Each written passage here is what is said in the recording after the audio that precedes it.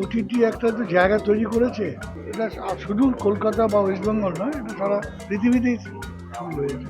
প্রচুর ভালো ভালো ওটিটি আমরা দেখছি, ছবি ভালো লাগছে। সেই জায়গা থেকে ওটিটি আমাদের এখানেও বিভিন্ন চ্যানেল তারাও তৈরি করছে।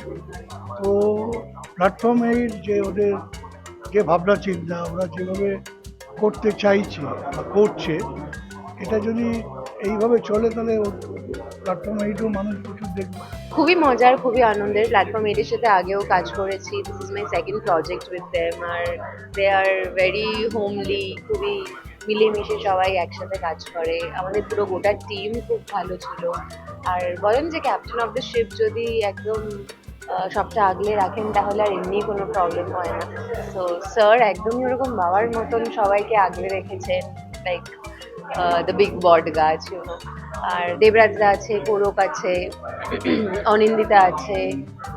তো সবাই মিলে খুব আনন্দ করেছি, কাজ করেছি, গুড এক্সপিরিয়েন্স।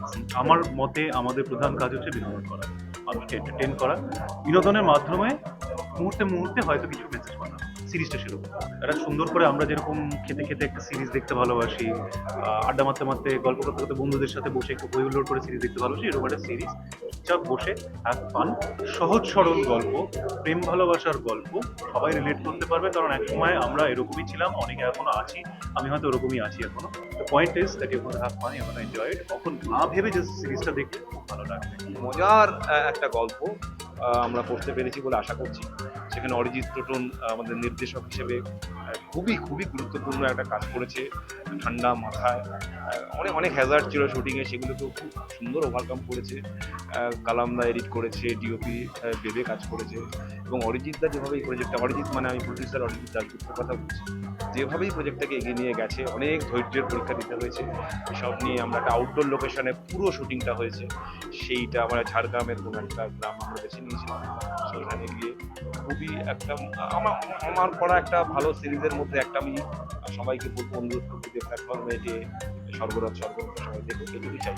গল্পটা শোনার পরে আমার খুব ইন্টারেস্ট লাগলো।